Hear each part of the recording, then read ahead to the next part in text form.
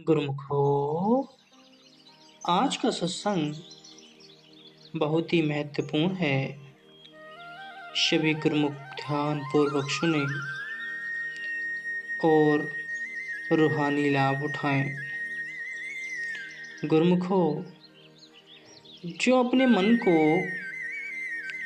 पूर्ण सद्गुरु के हवाले कर देता है, उस सेवक के सब काज संवर जाते हैं। सेवक और स्वामी का मेल मन से ही होता है। जैसे पारस से मिलकर लोहा सोना बन जाता है, वैसे ही सेवक सद्गुरु से मन की प्रीत जोड़कर उनका ही स्वरूप बन जाता है। कहते हैं, गंगा के संगी सलिता बिगरी, सो सलिता गंगा होई निबरी। कहते हैं कि जब नदी गंगा से मिल जाती है तो वह नदी गंगा से मिलकर गंगा का ही रूप हो जाती है। इसी प्रकार प्रभु के नाम का उच्चारण करने से कबीर प्रभु से मिल गया है, वह सच्चे मालिक का स्वरूप हो गया है और अब वह कहीं नहीं जाता। चंदन के वृक्ष की संगति करके उसके आस पास वाले वृक्ष भी बिगड़ जाते हैं और वे वृक्ष चंदन के वृक्ष के समान सुगंध देने वाले बन जाते हैं। पारस मणि को छूकर तांबा बिगड़ जाता है और वही तांबा सोने में परिवर्तित हो जाता है। संत कहते हैं कि इसी प्रकार संतों की संगति में कबीर बिगड़ गया है और कबीर स्वयं परमात्मा का स्वरूप बन गया है। प्राय लोग यही कहते हैं कि फला आदमी संतों का संग करके बिगड़ गया है, उसे कुछ करने, काम करने, कारज करने की समझ नहीं रही, उसे इस संसार में रहने की समझ नहीं रही, उसकी बुद्धि मारी गई है। सच पूछो तो बिगड़े बिना बनना ही कुछ काम नहीं है। जैसे दर्जी के हाथ में जब कपड़ा जाता है तो पहले वह सारे कपड़े के टुकड़े टुकड़े कर देता है, उसके बाद सिलाई करके वही कपड़ा एक आरामदायक चोला या कोट बनकर तैयार हो जाता है। जिस प्रकार सफाई के लिए झाड़ू लगाते समय पहले तो धरती पर पड़ी धूल उड़ती है, परंतु थोड़ी देर बाद सब स्थिर हो जाती है और सफाई दृष्टिगोचर होने लगती है। ऐसे ही परम संत श्री कबीर साहिब जी कहते हैं कि गंदे नाले का पानी भी जब गंगा से जा मिलता है तो वह अपना रूप गवाकर गंगा का ही रूप बन जाता है। नीम जैसे कड़वे पेड़ भी चंदन के संग में आकर चंदन रूप हो जाते, परंतु यदि नीम का कड़वापन न जाए तो वह चंदन नहीं कहलवा कहलाता है। यदि मनुष्य के विचारों में सत्संग में जाकर भी बदलाव नहीं आता तो फिर वह साधु कैसा? साधु को तो कमाना और मोह रहित होना चाहिए। स्वामी साहिब जी कहते हैं कि वही सज्जन साधु जो कुसंग को छुड़ाए, देकर गुण हरि भक्ति का अब गुण मिटाए। सच्चे साधु के यही लक्षण हैं। वे अपनी भक्ति के प्रभाव से अपनी शरण में आए कुसंगी को भी सत्संगी बना देते। कुसंग क्या है और सत्संग क्या है? सत्य वस्तु का संग ही सत्संग है, झूठी माया का संग कुसंग है। जो कुसंग से सुरती निकाल कर सत्य से मिलाए और समस्त अवगुणों को पूर्णतया समाप्त करके स्वयं को गुणों से भरपूर कर ले, वास्तव में वही सच्चा संत है। परम संत श्री कबीर साहिब जी प्रमाण देकर समझाते हैं कि तांबा पारस के संग में आकर सोना बन जाता है। पारस का स्पर्श पाकर उसका रंग रूप भी बदल जाता है। वे अपने लिए भी कथन करते हैं कि लोग कहते हैं कि मैं संतों के संग में बिगड़ गया हूँ, लेकिन कबीर सत्संगति ग्रहण करके राम रूप बन गया है। यह है सद्गुरु दाता दीनदयाल जी की अपार कृपा, जिसे अनजान लोग नहीं समझ पाते। केवल संस्कारी जीव ही इस कृपा को पाकर लाभान्वित होते हैं। किया दीवाना माया ने ये सारा जहान, ऊंटों जैसी लंबी बातें करे उनकी जुबान। एक बार की बात है, एक बार श्री गुरु नानक देव जी भ्रमण करते हुए किसी गांव में पहुंचे। उस गांव के लोगों की परमात्मा में आस्था नहीं थी, अतः अज्ञानता के वशीभूत होकर वे सब एकत्र होकर श्री गुरु नानक देव जी को उल्टा सीधा कहने के लिए आ गए। वे हाथों में पत्थर उठाकर मार्ग में खड़े हो गए और कहने लगे कि आप कुराही हैं, आप यहाँ नहीं आ सकते। तो क्या श्री गुरु नानक देव जी कुराही थे, अथवा मानवता को सही मार्ग दिखलाने के लिए अपनी मधुर वाणी में ज्ञान उपदेश देते रहे। लोग उनकी दिव्य वाणी सुनकर आज भी नतमस्तक होते हैं। केवल वाणी पढ़ व सुन लेने से जीव आत्मिक लाभ प्राप्त नहीं कर सकता और न ही बंधन मुक्त हो सकता है। जो समय के पूर्ण संत सद्गुरु के सानिध्य में रहकर उनके वचनों पर पूर्ण तौर से अमल करता है, वही भव से किनारा पा सकता है। जैसे कोई डॉक्टर डिग्री पूरी करके पहले किसी बड़े डॉक्टर के अधीन रहकर अभ्यास करता है, तो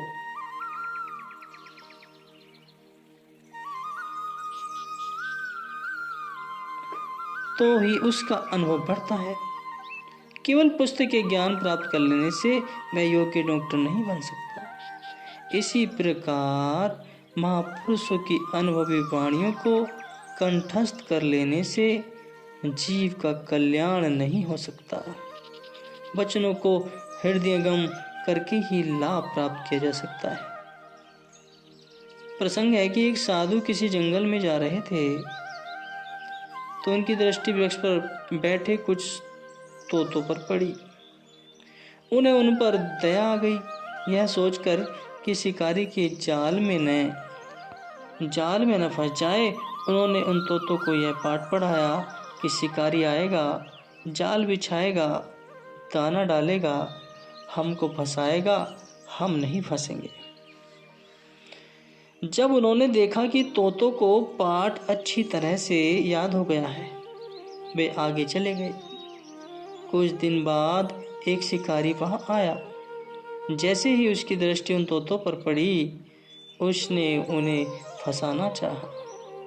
अभी वह जाल खोलने की सोच ही रहा था कि तोतों ने मिलकर साधु द्वारा कंठस्थ करवाए गए पाठ को बोलना शुरू कर दिया। शिकारी जान गया कि ये तोते पहले से ही सचेत हैं, पहले से ही सावधान हैं, अतः इन्हें जाल में फंसाना सरल नहीं है। फिर भी उसने सोचा कि थोड़ा सा परिश्रम करने में क्या हानि है, क्या पता तोते फंस ही जाएं। यदि नहीं फंसे तो दाने वापस इकट्ठे कर लूँगा। ऐसा विचार करके उसने जाल बिछा दिया और दाना भी डाल दिया और स्वयं कुछ दूरी पर जाकर खड़ा हुआ। थोड़ी देर में सभी तोते वृक्ष से उड़कर दाना चुगने लगे और जाल में फंसते चले गए।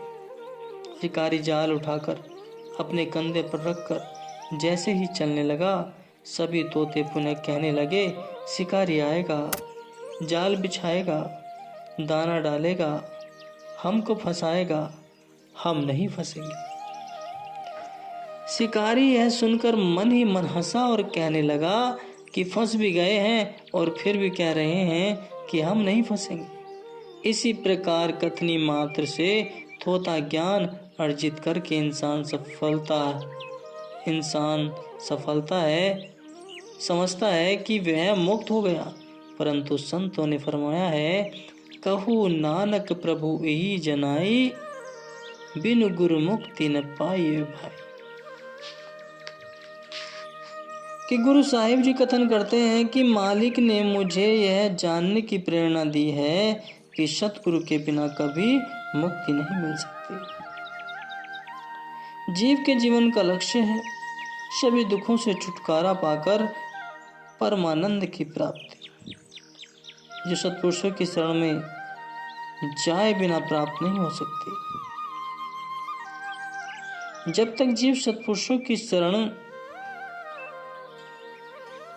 ग्रहण नहीं करेगा, तब तक जन्म मरण के दुखों को भोगता ही रहेगा और कोल्हू के बैल की तरह अपने जीवन को व्यर्थ गवा कर चला जाएगा। महापुरुष कहते हैं कि संसार में ऐसे बहुत से जीव हैं जो केवल धन कमाने और अपने परिवार के पालन हेतु ही जीवन बसर करते हैं, लेकिन गुरुमुखों के लिए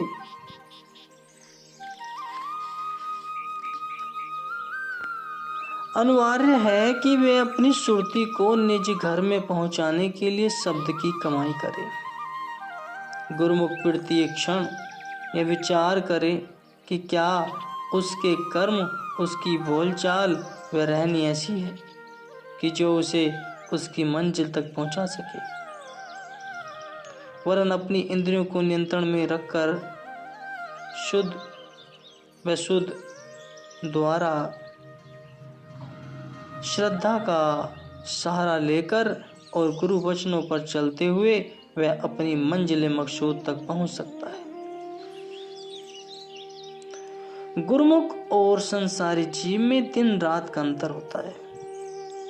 जिस प्रकार दिन व रात का कोई मेल नहीं, इसी प्रकार मनमुख और गुरुमुख के विचारों में भी कोई मेल नहीं होता। जहाँ संसारी लोगों की पीठ होती है, उस तरह गुरुमुखों का मुख होता है, और जिधर संसारी लोगों का मुख होता है उधर गुरुमुखों की पीठ होती है। सांसारी जीवों का केवल बाहरी ठाट पाट होता है, जो ऐसे प्रतीत होता है जैसे किसी मनुष्य ने बाहर से तो बहुत सुंदर बेशकीमती वस्त्र पहने हुए हों, परंतु तन के भीतर 36 प्रकार के रोग हों, तो वह सुख व आनंद कैसे प्राप्त कर सकता है। जिन सत्पुरुषों ने दुनिया की व्यवस्था को अच्छे से देखा व परखा है, उन्होंने यह निर्णय दिया है। गुरुमुखों, संसार में आकर प्रत्येक प्राणी किसी न किसी काम में लगा हुआ है। दुनिया में लेन देन का सिलसिला चलता ही रहता है। जीव दिन रात इसी धंधे में लगकर अपना जीवन व्यतीत कर रहा है। विचार यह करना है कि कौन सा व्यापार लाभदायक है और कौन सा हानिकारक। सत्पुरुष कथन करते हैं, संतन शिव मेरी लेवा देवी, संतन शिव विहारा, संतन शिव हम लाहा, खाटिया हरि भक्ति भरे भंडारा। अर्थात साधु संतों से ही मेरा लेन देन है और साधु संतों से ही मेरा व्यापार है। संतों से मुझे नाम रत्न की प्राप्ति हुई है, जिससे मेरे मन का खजाना प्रभु की प्रेमयी सेवा से परिपूर्ण है। यदि दुनिया में कोई सच्चा व्यापार है तो वह केवल नाम का व्यापार है, जिसकी समझ बिरले भाग्यशाली गुरुमुखों को ही हुआ करती है। नहीं तो आप दुनिया तो घंटों का ही सौदा कर रही है, घाटे का ही सौदा कर रही है। जो अपने अनमोल जीवन को नश्वर शरीर और संबंधियों के मोह में व्यतीत कर देता है, वह यहाँ से खाली हाथ कूच कर जाता है। यह कुदरती नियम है कि जीवन भर जिसके निमित्त कर्म किया जाता है, अंत समय भी जीव उसी का ही ध्यान आता है। संत सत्पुरुषों के पारमार्थिक वचनों में वह गूढ़ रहस्य छिपा होता है जिसे मूल्य वृद्धि से ही समझा जा सकता है। संतों के वचनों में बंधन और मोक्ष के गूढ़ रहस्य छिपे होते। सर्वप्रथम उनके यथार्थ वचनों को बहुत कम लोग ही उससे भी कम समझ पाते। पुनः उन पर अमल करने वालों की संख्या उससे भी कम होती है। श्रीमद् भागवत गीता के 7वें अध्याय में भगवान वर्णन करते हैं कि संसार में हजारों व्यक्तियों में से कोई एक विरला भाग्यशाली ही रूहानी लाभ प्राप्त करने का यत्न करता है। उन हजारों में से कोई एक जाकर ही उस लाभ को प्राप्त करता है। श्री गुरु गोविंद जी के लाखों शिष्य थे, परंतु उनमें से केवल 5 ही कसौटी पर खरे उतरे, जिन्होंने अपना शीश सतगुरु के चरणों में भेंट किया।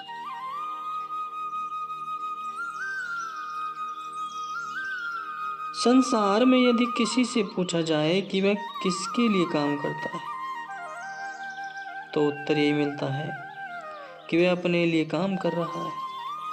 फिर पूछा जाए कि अपनी चीज कौन सी है, तो यही जवाब मिलता है कि मेरा घर, मेरा परिवार, मेरे रिश्तेदार व संबंधी, ये सब मेरे अपने।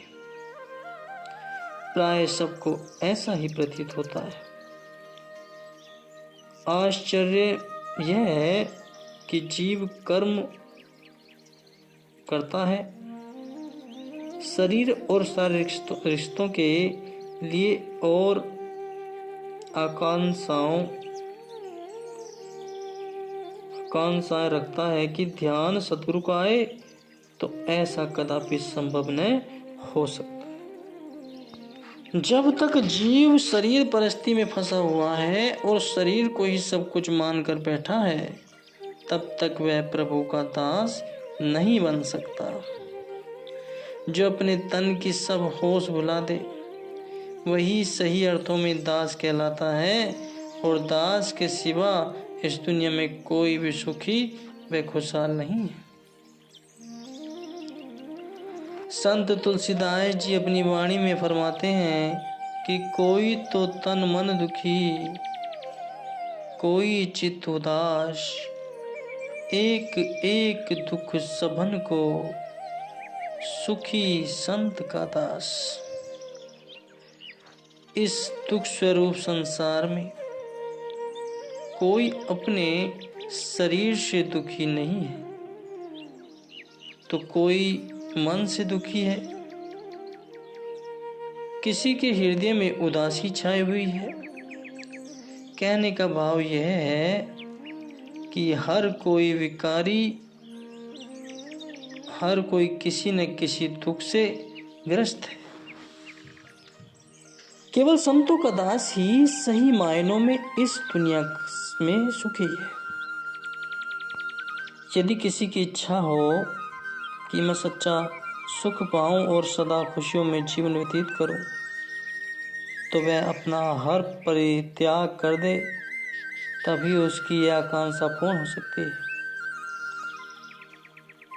दुनिया में श्री गुरु नानक देव जी का सच्चा सौदा आज भी दुनिया में प्रसिद्ध है।